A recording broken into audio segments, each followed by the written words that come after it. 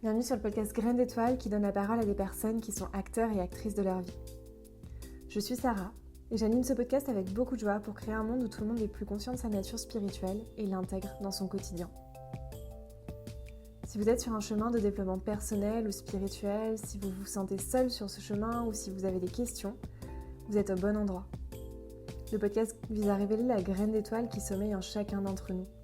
Et si vous avez l'élan de le partager, de le diffuser ou bien même de le noter sur Apple Podcasts, je vous en serais extrêmement reconnaissante. Ça m'aide à le diffuser encore plus largement. Je vous souhaite une très belle écoute. Bonjour à tous, bienvenue dans ce nouvel épisode de Graines d'étoiles que je vais enregistrer toute seule sur un sujet que j'ai envie d'aborder depuis un moment déjà en fait, parce que c'est quelque chose que je rencontre beaucoup à la fois à titre personnel et à la fois avec les personnes que j'accompagne. C'est le sujet du personnage du bon ou de la bonne élève. C'est un personnage que j'ai beaucoup rencontré dans mon parcours et que je rencontre en fait encore aujourd'hui.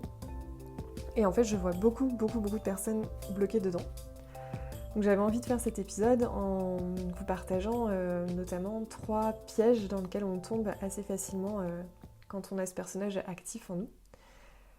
Je voudrais juste vous rappeler que comme d'habitude, j'énonce pas de vérité, je partage juste mon approche, mon expérience et je vous laisse complètement libre de prendre ce qui vous parle, de laisser le reste et de surtout appliquer du discernement dans ce que je dis. Je voulais aussi vous faire quelques rappels sur ce que c'est un personnage, ce que j'entends par personnage du bon élève aussi.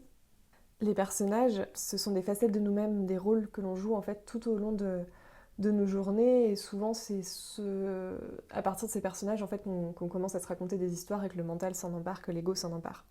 Donc il y a plein de personnages qu'on met le matin en se réveillant, hein. Par exemple vous vous réveillez le matin, vous mettez votre personnage du parent qui doit accompagner son enfant à l'école, ou bien vous mettez le personnage du professionnel qui doit être efficace, ne rien montrer de ses émotions. Parfois vous mettez le personnage de la bonne copine qui est là pour ses amis et qui surtout donne des conseils. Vous avez aussi des personnages militants, très engagés pour le climat par exemple, des choses comme ça. Donc les personnages ne sont pas mauvais en soi, je rappelle, c'est juste quand on se perd dedans et quand on pense qu'on est complètement ces personnages que c'est un peu plus délicat et que ça nous perd un peu dans notre ego. Le personnage du ou de la bonne élève, du coup, c'est celui en général qui veut tout faire pour être aimé, pour avoir des bonnes notes. Ça, c'est un peu le modèle scolaire qui nous fait ça. Mais si on transpose cela dans la spiritualité, c'est se mettre à suivre des codes et des règles pour atteindre un objectif. Par exemple, être plus lumineux, être une meilleure personne, etc. En tout cas, c'est ce qu'on retrouvera beaucoup dans ce cheminement spirituel. C'est un peu comme ça que s'incarne ce personnage du bon élève spirituel. Et donc c'est ça qu'on va aborder essentiellement aujourd'hui. Si je peux vous en parler aujourd'hui, c'est que je vis avec ce personnage de la bonne élève depuis le début de ma vie, je pense, puisque je l'ai pas mal appliqué pendant toute ma scolarité. Alors forcément, j'ai appliqué par la suite des mécanismes issus de ce personnage aussi dans ma spiritualité. Et j'ai mis pas mal d'années parfois à m'en rendre compte, et parfois je retombe dedans, hein, je vous rassure. Mais il y avait vraiment 3 mécanismes clés que j'ai identifiés et avec lesquels j'apprends à jouer, à identifier. Et j'espère que ça vous apportera quelques clés quelques clés de compréhension en tout cas de vos propres fonctionnements.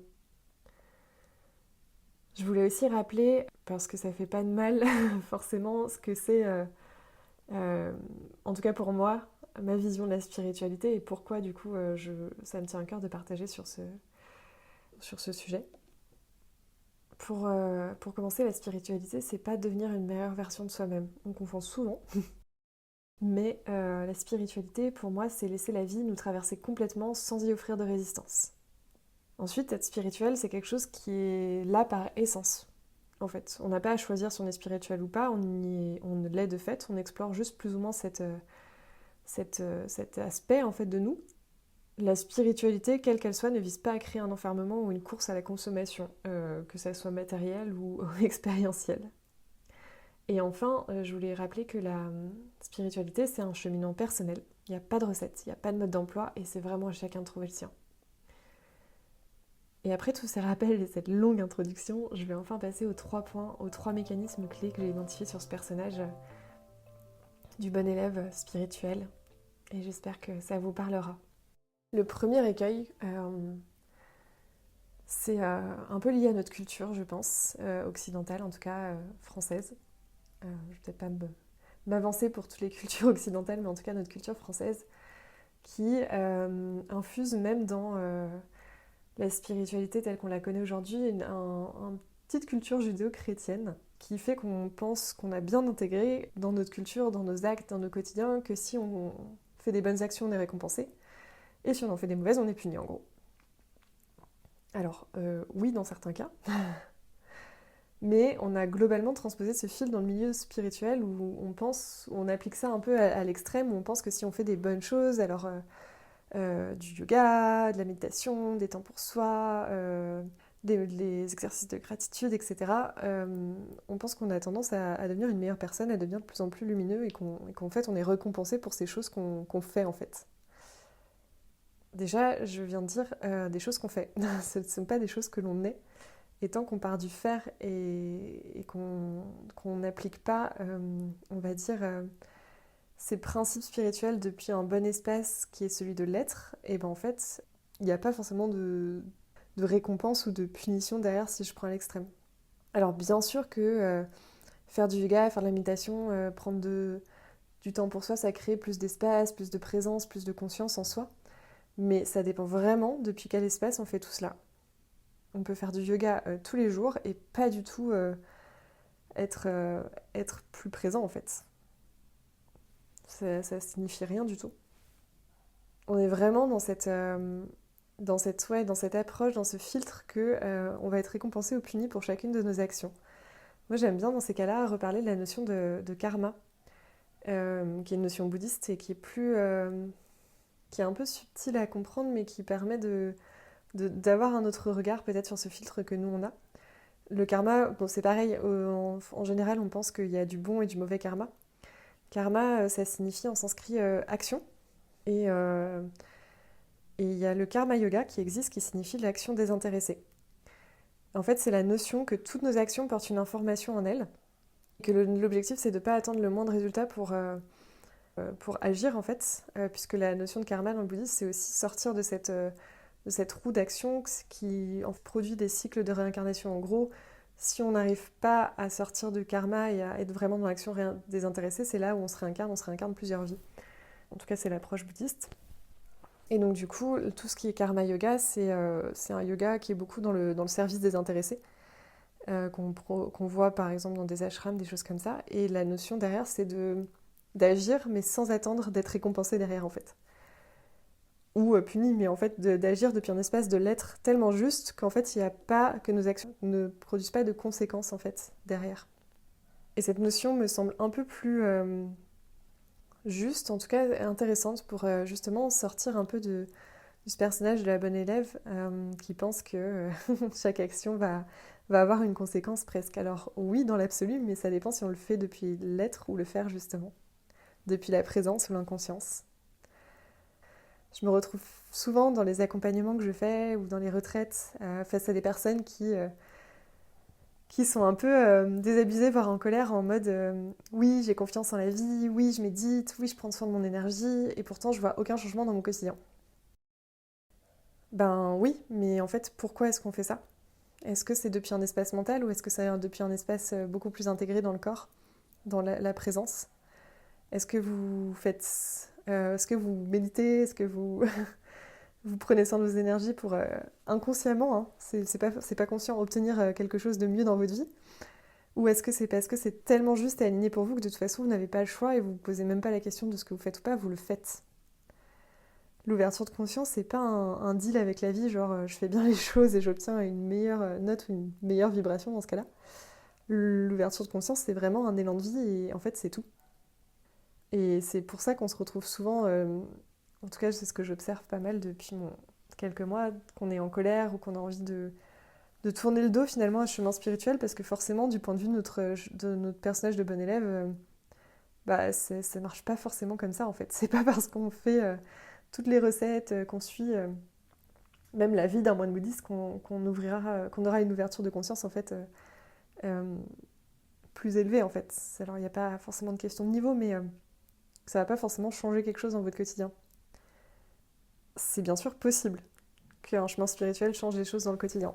Mais il y a ce piège, il y a ce personnage qui souvent est quand même pas mal là, très inconscient, et qui mérite d'être pris en compte pour peut-être inviter un peu plus de présence, en tout cas dans toutes nos actions, qu'elles soient étiquetées spirituelles ou pas dans notre quotidien.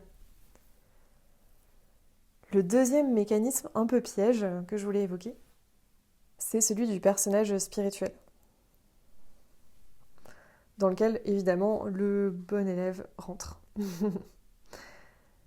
Je vous ai repris les définitions de la spiritualité tout à l'heure et effectivement la spiritualité n'a pas de code et n'a pas besoin d'avoir un personnage.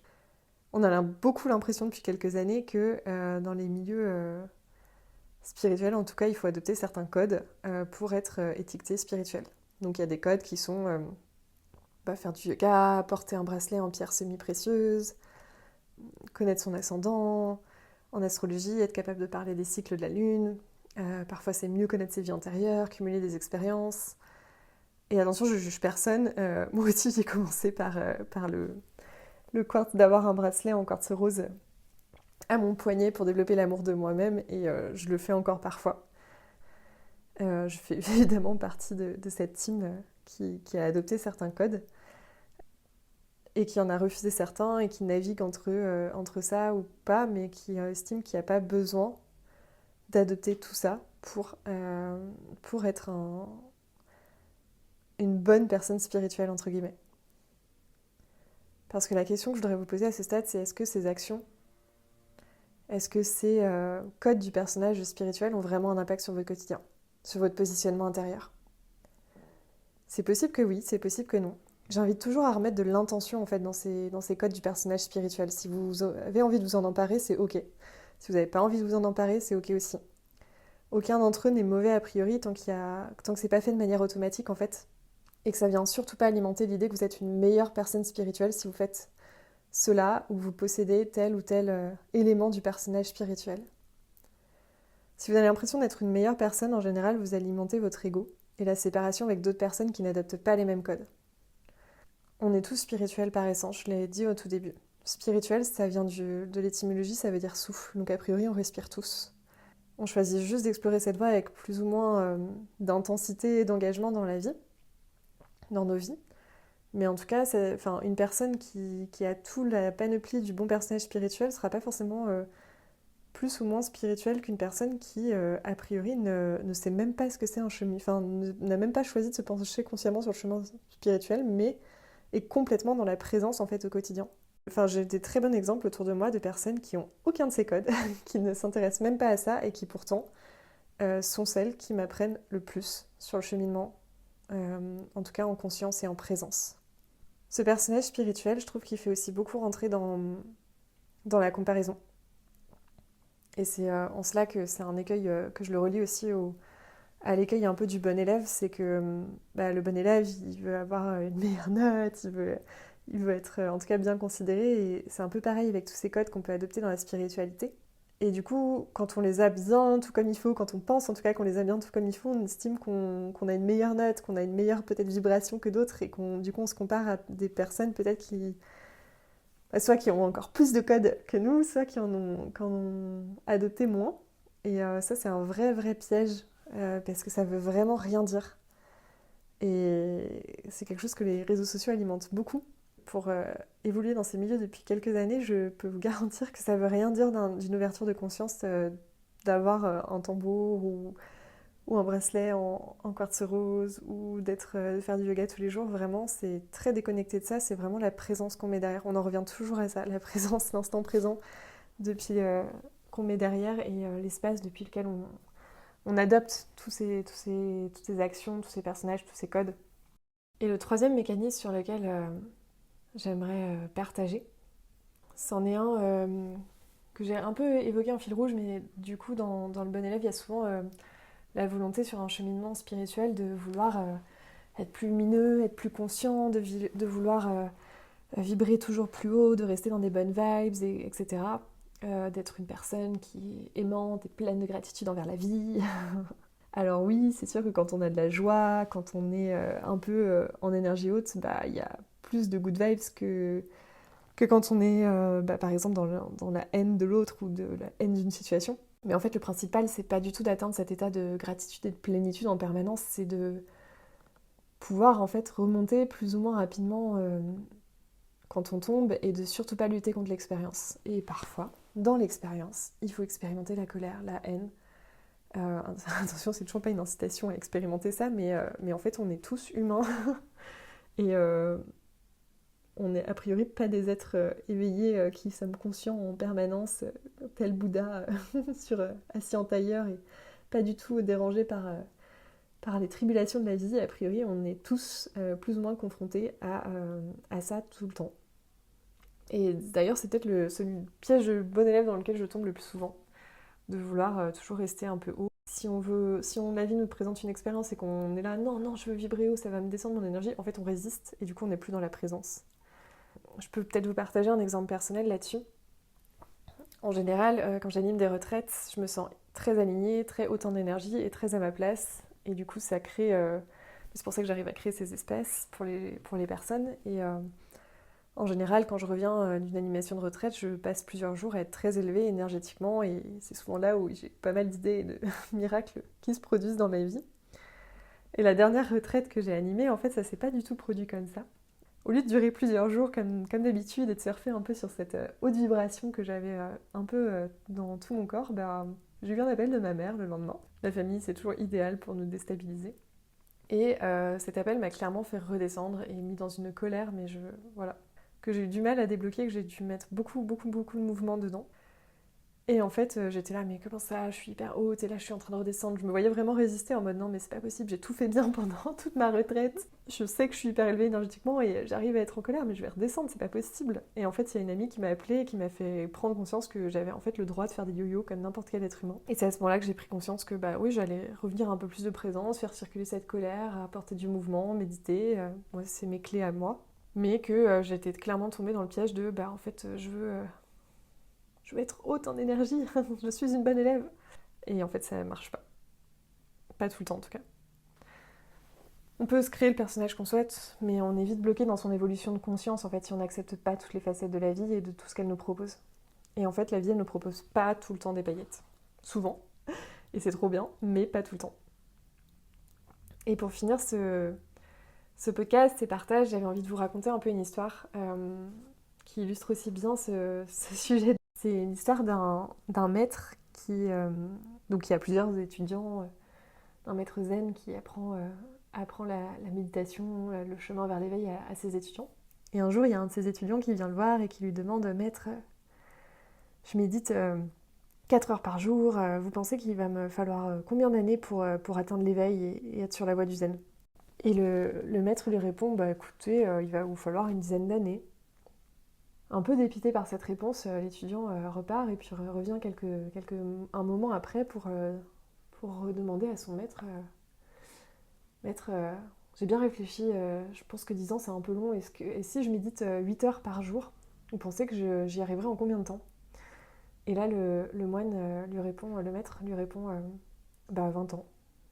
La morale de cette histoire, c'est que c'est vraiment l'espace depuis lequel on fait nos actions qui agit sur la conscience. C'est pas l'extérieur, c'est pas la représentation qu'on s'en fait, qu'on aimerait qu'on en fasse, c'est l'espace de présence depuis lequel on fait ça. J'espère que cet épisode vous aura plu. N'hésitez pas à me partager à la fois votre personnage à vous, du bon élève, les astuces que vous pouvez mettre en place pour en sortir, les prises de conscience que ça provoque pour vous aussi. Et je vous dis à très bientôt sur un nouvel épisode. Merci pour votre écoute, j'espère que cet épisode vous a plu. Si c'est le cas, n'hésitez pas à le partager autour de vous et à le faire connaître. On se retrouve dans tous les cas très bientôt pour un prochain épisode de Graines d'étoiles. Si vous voulez être tenu au courant de l'actualité du podcast, vous pouvez me suivre sur Instagram ou bien vous abonner à votre plateforme d'écoute. À très bientôt.